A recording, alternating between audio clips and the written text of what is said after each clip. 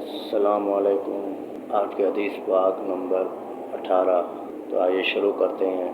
اعوذ باللہ من الشیطان الرجیم، بسم اللہ الرحمن الرحیم۔ طاؤس نے حضرت عبداللہ بن عمر و بن عاص رضی اللہ عنہ سے روایت کی، کہا سمندر کی قید میں بہت سے شیطان قید ہیں جنہیں حضرت سلیمان علیہ السلام نے باندھا تھا۔ وقت آ رہا ہے کہ وہ نکلیں گے اور لوگوں کے سامنے قرآن پڑھیں گے۔ تو دوستو یہ تھی آج کی حدیث پاک، امید کرتا ہوں کو پسند آئی ہوگی۔ تو دوستو چینل کو سبسکرائب کریں، ویڈیو کو لائک کریں، شیئر کریں، کمنٹس کریں اور ہمیں سپورٹ کریں۔ اپنا ڈھیر سارا خیال رکھیں اور ہمیں دے اجازت۔